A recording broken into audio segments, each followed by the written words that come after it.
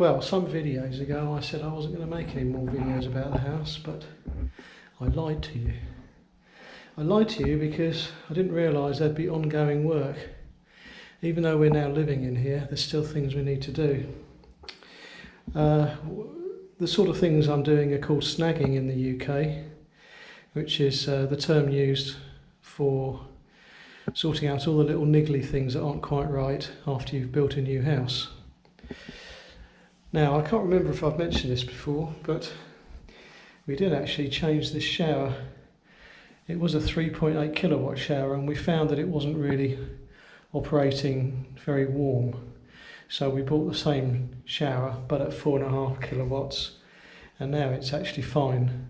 But I think part of the problem was the voltage in the house. I found that this shower is great when I would perceive that the voltage is at the correct level, which is about 230 volts. And at busy times in the day, when the voltage does drop to 200 or below, then this shower needs to be turned right up to the maximum before it will give us adequate heat. So I think a lot of the problem we had with the 3.8 kilowatt one was down to the fact that we were using it at peak times, and the voltage in this village is not very reliable. Anyway, be that as it may, this is fine now, and we get nice hot showers if we want them. And of course we're coming into the hot season now, so we're tending to turn the temperature down anyway. Another job that I had to do related to tidying up the edges of this window, which I've just done today. The lighting is not very good, is it? Because of the light coming directly from outside. Basically, I've grouted all the edges around the window now, and that was just rough adhesive. And these windows have been cleaned on the inside. I've got to clean them on the outside. Let's take you outside now. Oh, ongoing maintenance. Yes, this tap worked loose. It worked loose, so when you turn the spout, the handle rotated a little bit as well. I nipped it in the bud before it got too bad. I had to get underneath, empty the cupboard out a little bit, and get a pair of pliers onto that just to nip it tight again. I think that will probably happen several times actually. I don't doubt I'll be constantly doing that. What have we got here?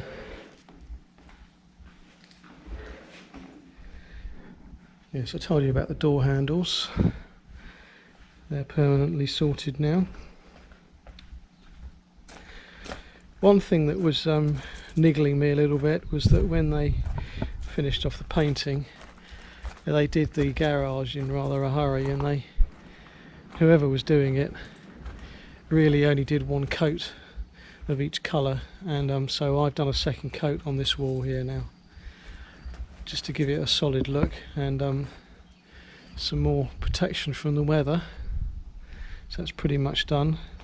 In the process, however, I wanted to paint these blue pipes the same colour as the wall, and to do that I had to turn these off. The paint on this handle is not me, by the way. That's the first people that were doing the wall. I want to clean that off, but in the process of turning this off I discovered that this actually leaks, this one, from within its body. So and it leaks actually not when it's off but when it's on now. So I turned it off, no problem. When I turned it back on again, it started dripping. So I really have to replace that, because we can't leave that tap on now without having a steady drip down, which obviously is never a good thing. So that's my next job, is to replace that, which is a bit disappointing and a bit annoying. And what I don't want to do is to end up having this pipe made shorter and shorter here, because obviously it disappears into the wall, and there'll come a point over the years as we have to keep replacing these things, or there's a problem, that we run out of pipe if we go up in that direction. So what I intend to do is to cut the pipe there, put a joint on, and then put a new one of these valves lower down, because it doesn't really matter if we keep travelling down from now. If we get to the point where we're disappearing below ground, then we can just dig up the area here and replace the whole pipe more easily than we can if we run out of pipe as it goes through the wall there. That's the logic behind that.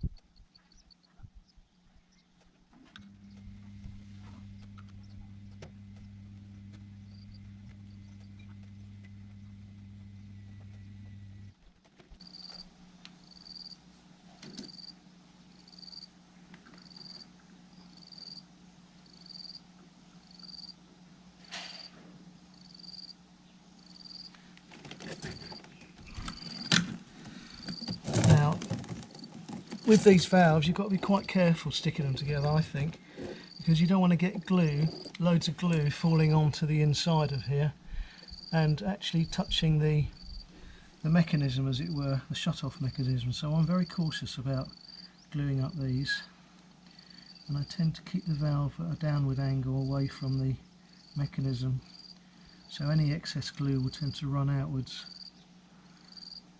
And I don't push glue right to the back either.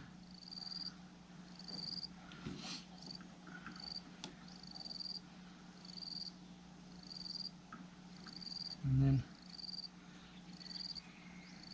not do too much of the pipe end either, so that when you push them in you don't end up squashing glue into the mechanism. Now, this is a bit of a problem because both the top and the bottom of those pipes are quite inflexible, which means that can't really fit a straight joint, so I'm going to have to put a dog leg in and try and manage it like that, which is a bit more work.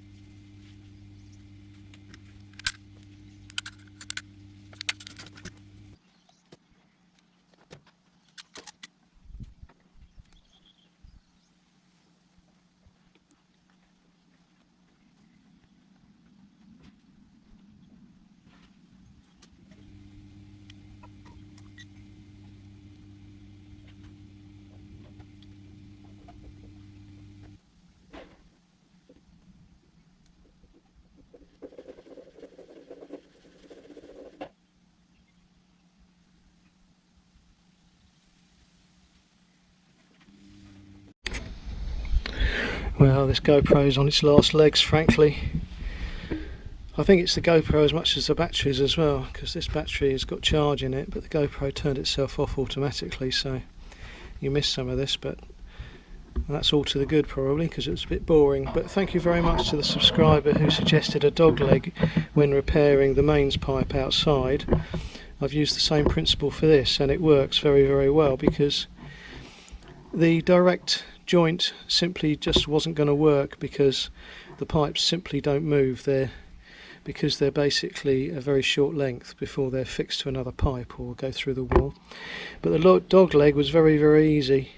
The last joint I put on being this one, and the whole thing just flexed up enough for me to slide the corner joint over the pipe. So it's not the prettiest of solutions for a visible pipe, but it works, and at the end of the day it's a very functional item down the side of the garage, so it's not exactly sticking out in anyone's face day to day. And we'll get it painted appropriate colours, and it will blend in pretty much with the wall anyway.